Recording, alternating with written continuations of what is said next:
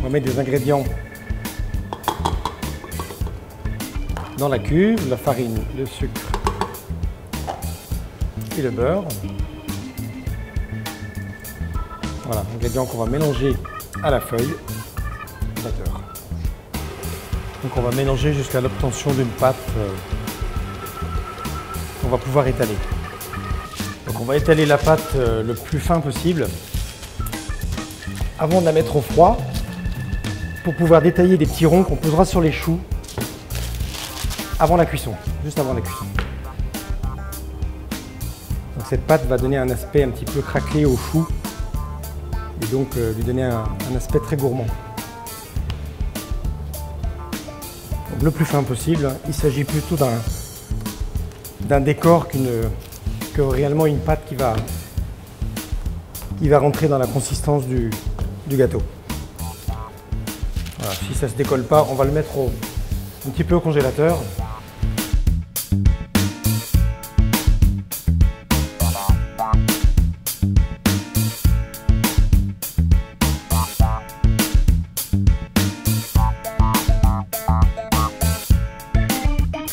Donc alors, on va commencer par mettre l'eau dans la casserole, également le beurre,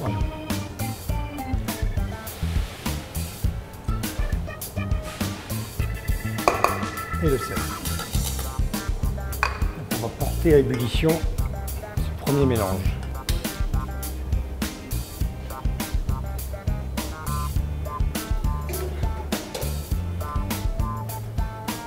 On va juste porter à ébullition le mélange avant d'incorporer la farine.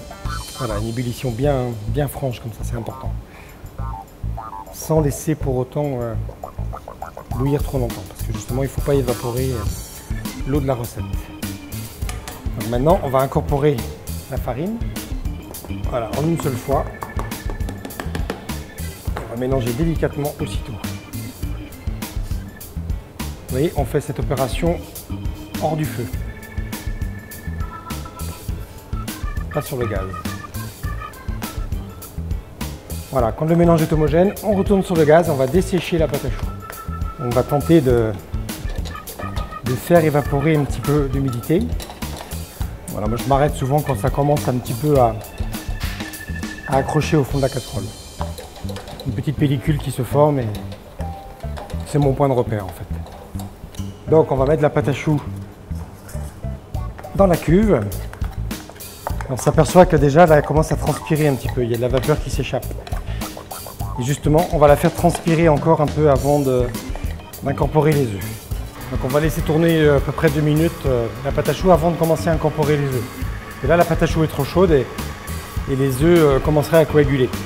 Et là l'intérêt c'est qu'on va faire évacuer encore de la vapeur d'eau de la pâte à choux. Voilà, donc je vais commencer à incorporer les œufs progressivement. Donc ils sont battus les œufs. Bon là il n'y a rien de spécial à ajouter, hein, on met tous les œufs puis après on va vérifier si la consistance est suffisamment souple. La pâte à choux ne doit être ni trop dure ni trop molle. Je vais finir en fait le mélange avec une spatule. Donc, je vais retirer l'ustensile qu'on appelle la feuille. Donc là je vais rajouter un petit peu de lait parce que vous voyez la consistance de la pâte à choux est un peu ferme, elle a du mal à se lisser et elle a du mal à tomber un peu. La spatule elle tombe par paquet, donc ça c'est pas bon ça. Donc je vais rajouter un petit peu de lait en plusieurs fois si c'est nécessaire pour régler ma consistance justement un peu souple. Voilà, quelque chose d'acceptable, une pâte à choux qui coule très légèrement. Je vais beurrer très légèrement la pâte, très légèrement.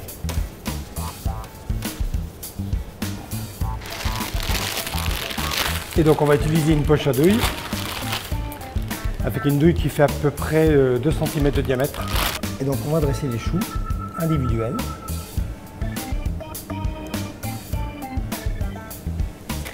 Alors, ni trop gros ni trop petit. Ça fait environ 7 cm de diamètre.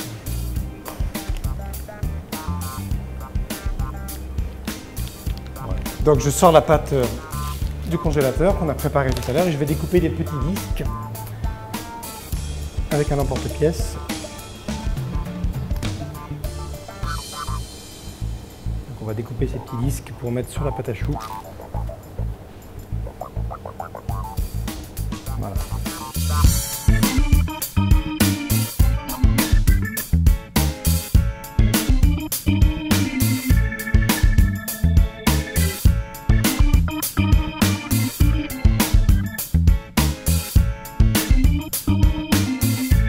Donc on va mettre le lait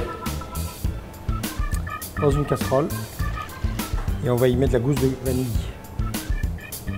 fondue.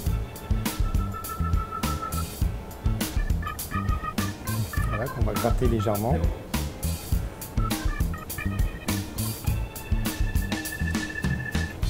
Pour enlever le nectar. Et on va la mettre à infuser dans le lait, bien sûr.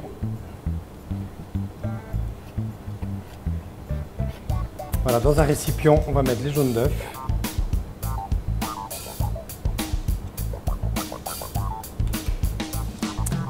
Qu'on va mélanger avec le sucre.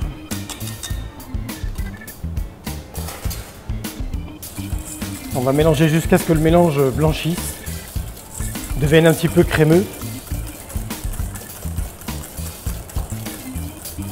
Voilà, ensuite on va ajouter l'amidon, le maïs. Voilà.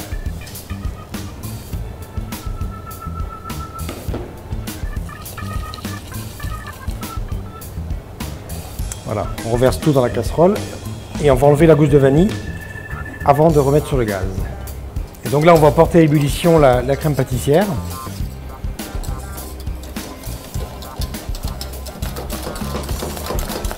Voilà.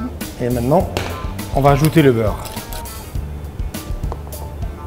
Il faut bien mélanger parfaitement le beurre pour être certain que toute la matière grasse soit bien incorporée dans la crème. Voilà, donc à ce stade la crème est un peu molle, mais elle va bien sûr durcir en refroidissant. Donc le cellophane permet à la crème de ne pas se recouvrir d'une pellicule qui ferait des petits grains dans la crème en fait. Voilà, comme ça on aura une crème tout à l'heure qui va être parfaitement onctueuse.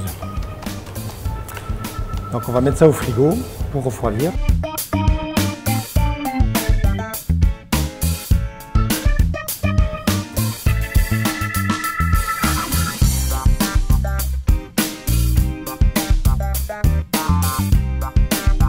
Donc on va défilmer la crème qui maintenant vous voyez a bien durci grâce au froid.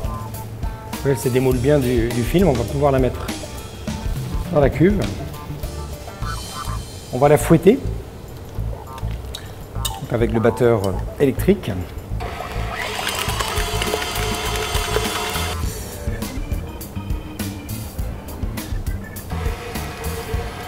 Voilà la crème qui a une belle texture, un peu ce que je dis souvent, c'est un peu la texture d'une crème brûlée. Vous voyez, c'est un petit peu onctueux comme ça. Là, on va utiliser une poche sans mettre de douille, c'est pas nécessaire. Donc on va mettre cette crème dans la poche qui va nous servir à garnir les choux. Voilà, et maintenant on va couper les choux.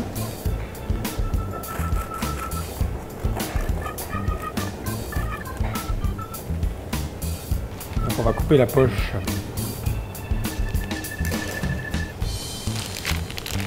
Pour pouvoir garnir.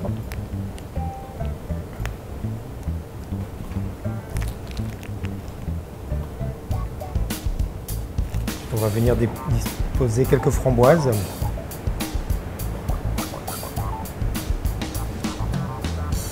À nouveau un petit peu de crème.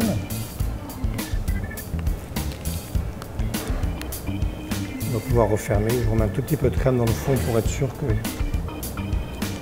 Donc on va saupoudrer légèrement de sucre glace délicatement. Ensuite on va habiller donc les religieuses avec les macarons. Et on va transpercer une framboise.